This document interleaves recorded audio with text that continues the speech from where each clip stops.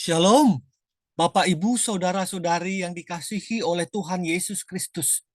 Dimanapun Anda berada, apa kabar? Kiranya semangat, sukacita, damai sejahtera daripada Tuhan terus ada dalam hati kita.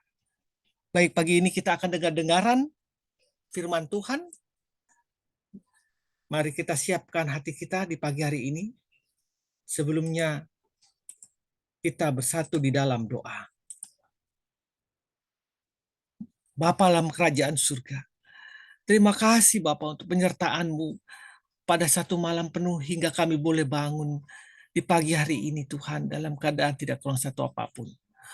Bapa, kami mau melangkah, kami mau berjalan pada hari yang baru ini sesuai dengan kehendak Tuhan.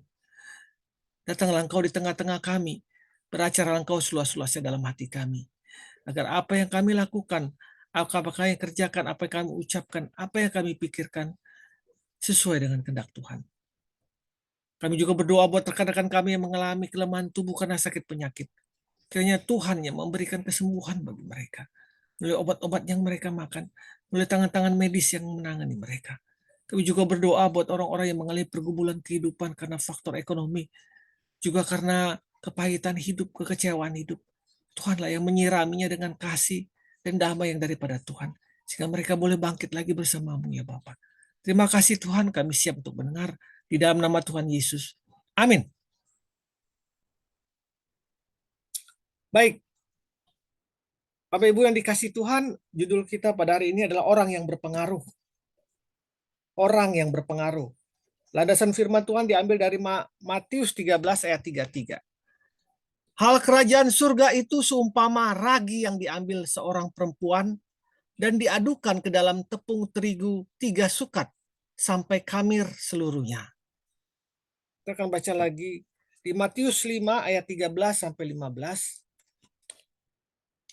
Matius 5 ayat 13 sampai 15. Kamu adalah garam dunia. Jika garam itu menjadi tawar, dengan apakah ia diasinkan? Tidak ada lagi gunanya selain dibuang dan diinjak orang. Kamu adalah terang dunia. Kota yang terletak di atas gunung tidak mungkin tersembunyi. Lagi pula orang tidak menyalakan pelita lalu meletakkannya di bawah gantang, melainkan di atas kaki dian sehingga menerangi semua orang di dalam rumah itu. Demikianlah hendaknya terangmu bercahaya di depan orang, supaya mereka melihat perbuatanmu yang baik dan memuliakan Bapamu yang di surga. Matius 5 ayat 13 sampai 16. James William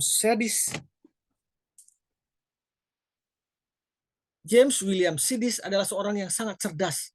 Sejarah mencatat bahwa ia termasuk orang yang jenius, melebihi Einstein, melebihi Da Vinci, dan melebihi John Stuart Mills. Ketika tokoh ini memang dianggap jenius besar dunia yang telah memberikan banyak pengaruh di dalam bidang masing-masing. Sidis mempunyai IQ 250 sampai 300, bisa membaca sebelum berumur 2 tahun, mahir berbagai bahasa dan menguasai 200 jenis bahasa, junius matematika, masuk Harvard di usia 11 tahun dan menjadi profesor sebelum berumur 20 tahun. Namun sangat disayangkan, Sidis mungkin termasuk anak junius yang sedih, kurang bisa beradaptasi, dan anak yang terlalu diekspos oleh orang tua secara berlebihan. Setelah dipenjara pada demonstrasi anti perang tahun 1919, Sidis mengundurkan diri dari kehidupan yang dulu. Ia meninggalkan karir akademisnya, menjadi hidup pas-pasan, memilih bekerja dengan mesin hitung dan pekerjaan rendah lainnya, dan menangisi cinta sejatinya yang hilang. Sidis memiliki akhir hidup yang sangat tragis. Sebelum meninggal, dia sempat berkata bahwa dia benci matematika, pelajaran yang sempat membuat namanya melejit.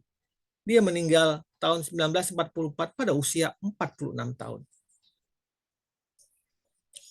Bapak Ibu, Sidis bisa saja menjadi manusia terpintar di planet ini.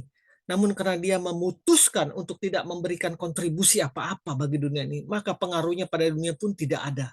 Sehingga namanya terhapus dari catatan sejarah dunia. Jika Einstein dan tokoh-tokoh besar lain bisa mencapai kesuksesan melalui kecerdasan mereka, itu dikarenakan ada dampak yang diberikan dari kecerdasan mereka. Kita bisa menikmati bola lampu karena ketekunan dan usaha Thomas Alva Edison. Di balik fasilitas-fasilitas yang dapat kita nikmati saat ini, ada orang yang telah memberikan dampak dalam hidup mereka. Bapak, Ibu, Saudara-saudari yang dikasihi Tuhan, tidaklah penting berapa lama kita hidup, tidaklah penting berapa panjang umur kita, suatu hari ataupun bahkan 100 tahun. Hal yang benar-benar penting adalah apakah ada yang telah kita lakukan selama hidup kita di dunia ini yang bermanfaat bagi orang lain. Sebagai orang percaya, kita adalah orang-orang yang telah tercatat dalam buku sejarah Tuhan, yaitu buku kehidupan. Jika nama kita telah tercatat dalam buku kehidupan Tuhan, dampak apa yang akan kita berikan selama kita hidup di dunia yang sementara ini? Yesus mengatakan bahwa hal kerajaan surga itu bagaikan ragi yang mengkamiri adonan. Artinya hidup kita harus bisa membawa pengaruh yang baik kepada keluarga, pengaruh yang baik kepada sahabat, pengaruh yang baik kepada lingkungan, bahkan terhadap dunia yang kita tempati. Seseorang yang memiliki hidup yang berarti bukan diukur dari berapa banyak yang bisa ia miliki untuk dirinya, tetapi diukur dengan seberapa besar pengaruh positif yang diberikan kepada sesama dan dampak apa yang sudah disumbangkan bagi kehidupan ini. Oleh karena itu, jadilah pribadi yang dapat memberikan dampak bagi kemuliaan nama Tuhan, bagi sesama, sebagaimana yang Tuhan inginkan. Mari kita berdoa. Tuhan, mampukan aku hidup sesuai dengan jalan. Biarlah aku menjadi orang yang bisa